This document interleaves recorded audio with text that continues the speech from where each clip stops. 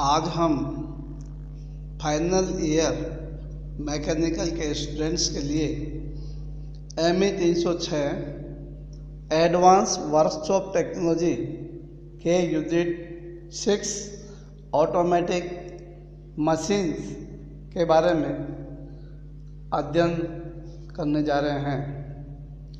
JPC Dungarpur mechanical third year के students का YouTube channel के माध्यम से वर्कशॉप टेक्नोलॉजी ME 306 के इस अध्याय में अध्ययन करने के लिए स्वागत है। चलो आइए हम सबसे पहले ऑटोमेटिक मशीन्स क्या है इसके बारे में थोड़ी चर्चा करते हैं। कैपेस्टन व टरेट मशीन पर कार्य करने में ऑपरेटर की कुशलता की आवश्यकता केवल टरेट तथा कैपेस्टन हेड में उचित क्रम व ढंग से औजार लगाने की होती है। एक बार जब हेड में औजार उचित क्रम एवं सही ढंग से लग जाते हैं, फिर उसके बाद तो मशीनों को चलाने के लिए ऑपरेटर की कुशलता की अपेक्षाकृत बहुत कम आवश्यकता पड़ती है।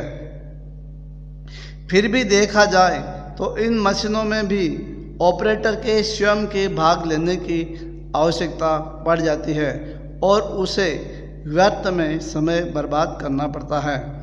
तो ऑटोमेटिक मशीन्स में हम देखते हैं कि कैपेस्टन और turret lathe machine semi automatic type की मशीन है, जिसमें ऑपरेटर को पहले मशीन को सेट करना पड़ता है।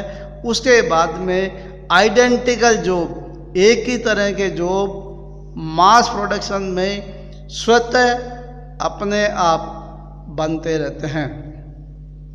लेकिन ऑटोमेटिक लेथ मशीन में कटिंग टूल्स के संपूर्ण संचालन व क्रमबद्ध ढंग से उनका अनुप्रयोग, रॉ मटेरियल की फीडिंग, संपूर्ण प्रोडक्ट का अलग करना एवं उतारना, समस्त क्रियाएं स्वतः ही होती रहती है।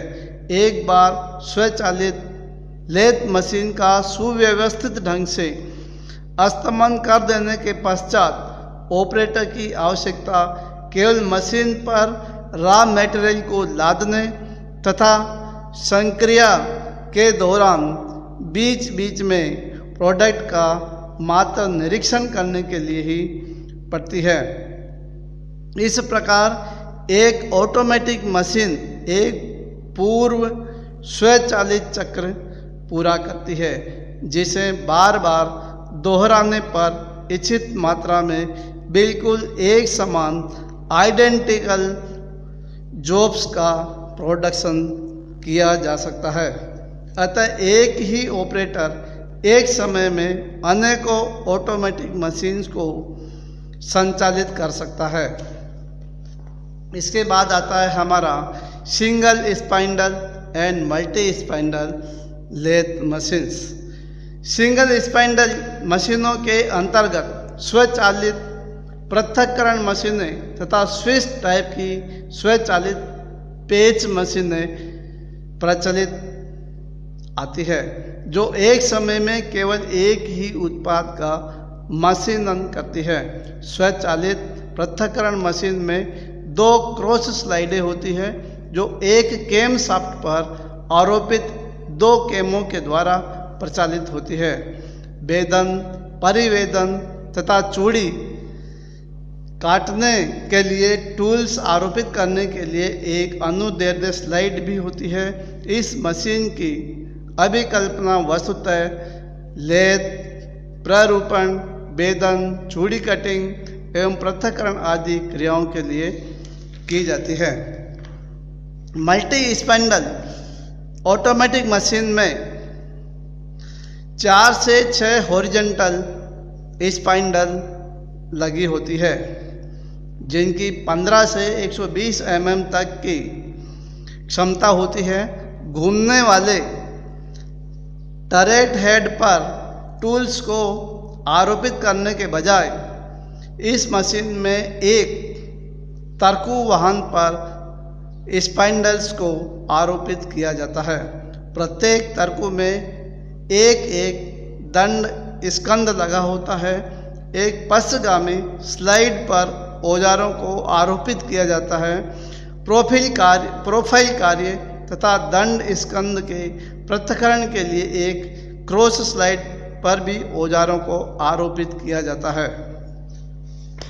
इसके बाद हम करते हैं ऑटोमेटिक ट्रांसफर मशीन्स, यानी जॉब को मशीनों पर ऑटोमेटिक तरीके से एक जगह से दूसरे जगह पर किस तरह से ट्रांसफ़र किया जाता है। इस ट्रांसफ़र मशीन्स में 3 तरह के प्रक्रम हैं। पहला है इनलाइन ट्रांसफ़र मशीन, दूसरा है rotary indexing table type transfer machine और तीसरा है drum type transfer machine. Inline transfer machine विभिन्न उद्योगों में अर्ध स्कंद पदार्थों का ही प्रयोग किया जाता है, जिन्हें संपूर्तित करने के लिए उनका और आगे मशीनन करने की आवश्यकता पड़ती है। यह कार्य स्वचालित स्थानांतरण मशीनों के द्वारा संपन्न होता है। इन मशीनों में टूल्स को एक सरल रेखा में विभिन्न स्टेशनों के रूप में व्यवस्थित किया जाता है। प्रत्येक स्टेशन समायोज्य किस्म का होता है। किसी भी स्टेशन को या सभी स्टेशनों को आवश्यकता के अनुसार बदला जा सकता है।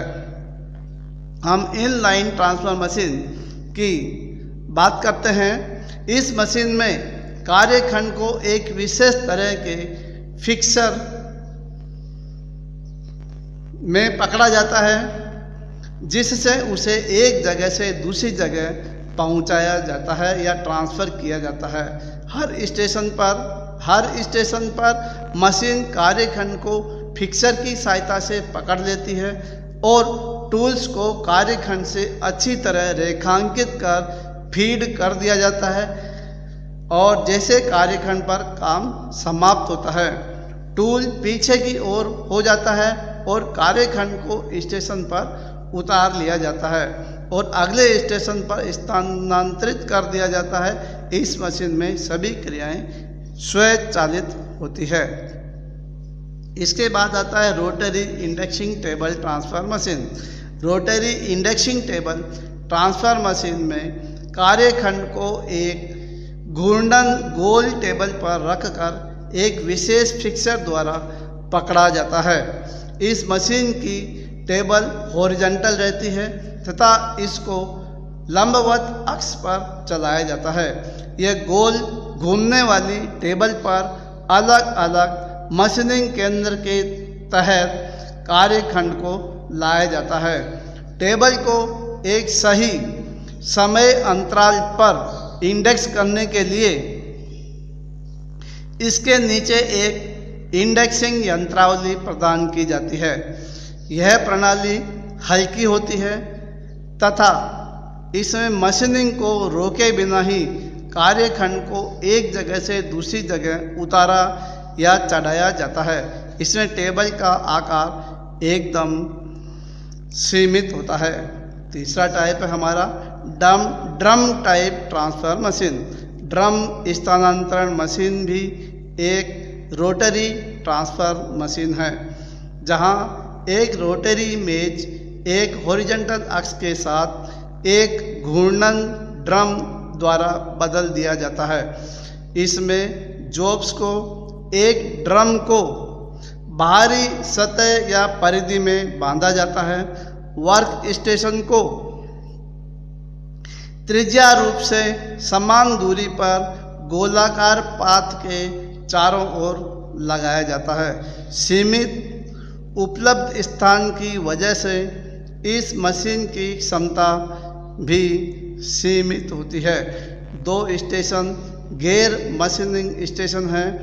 एक जो चित्र में दिखाया गया है, इसका प्रयोग नए कंपोनेंट को लोड करने के लिए और तैयार कंपोनेंट को उतारने के लिए किया जाता है, और जो कि नीचे की तरफ लगाया जाता है, इसे निष्क्रिय स्टेशन के रूप में माना जाता है, क्योंकि वहाँ पर जगह की कमी की वजह से मशीनिंग हेड को संचालित करना संभव नहीं है। इसके अलावा इस स्टेशन पर कार्य हमेशा नीचे की ओर लटका रहता है। इसे पकड़ने के लिए एक बहुत रिजिड क्लैंप की आवश्यकता होती है। इसी में हम Swiss type of screw machine, जैसा कि हमने शुरू में सिंगल स्पाइंडल और multi spindle lathe automatic lathe machine में कहा था कि स्विच टाइप स्क्रू मशीन्स को हम ऑटोमेटिक लेथ मशीन्स में लेते हैं। तो स्विच टाइप स्क्रू मशीन्स, इस मशीन का विकास छोटे पार्ट्स की प्रिसीजन टर्निंग के लिए किया जाता है। इसमें 0.005 mm से 0.0125 mm की टॉलरेंस दी जाती है। स्विच प्रकार की मशीन का डिजाइन और कार्य अन्य प्रकार की स्क्रू मशीनों से अलग होता है। इन मशीनों पर टरेट नहीं होता, वरन कटिंग टूल्स को त्रिज्या स्लाइड्स, रेडियस स्लाइड्स पर पकड़ा और गतिशील किया जाता है। स्टोक को पकड़ा व घुमाया जाता है।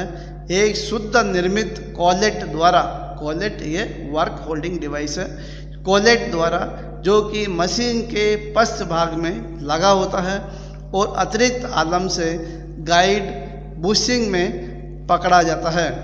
स्टोक की मशीनिंग क्रिया एकल बिंदु कटिंग टूल से की जाती है। औजारों की लोकेशन के आधार पर यह हेड स्टोक बुशिंग के पास कटिंग क्रियाएं करते हैं, जिससे कार्यखंड पर विक्षेप का प्रभाव नहीं पड़ता। कैंप औजारों को उनकी वर्तमान पोजीशन में लाते हैं और कार्य पर त्रिज्य दिशा में औजार का फीड प्रदान करने और उसे गतिशील करती है। 4 कैमें कटिंग टूल्स को फीड प्रदान करती है तथा कार्य के लंबरूप इन्हें आगे या पीछे गतिशील करती है। इससे व्यास के माप तैयार करने का नियंत्रण होता है। एक 5वीं कैम कार्य को सिरे पर वार चलती है, जिससे कटिंग टूल की क्रिया उस पर हो सके। औजार को मशीन पर सेट करने का समय 1 या 2 घंटा तक होता है और एक बार औजार को उचित प्रकार से सेट करने के पश्चात ऑपरेटर अनेक ऐसी मशीनों को हैंडल कर सकता है। इसी में हमारे टरेट और कैपस्टन लेथ मशीन भी आती है, लेकिन जैसा कि हमने शुरू में बताया था कि कैपस्टन व टरेट लेथ मशीन, जिसमें ऑपरेटर एक बार मशीन को सेट करता है, उसके बाद सभी कार्य ऑटोमेटिक तरीके से होते हैं, जिसे इनको सेमी ऑटोमेटिक लेथ मशीन कहा जाता है। सभी सेमी ऑटोमेटिक व ऑटोमेटिक लेथ मशीन में सभी जॉब एक ही प्रकार के यानी कि आइडेंटिकल प्रोडक्ट्स कम समय में अति शीघ्र बिना ऑपरेटर की सहायता से नंबर ऑफ पीसेज प्रोड्यूस किए जाते हैं। इसलिए इनको हम मास प्रोडक्शन मशीन्स भी कहते हैं। Thank you.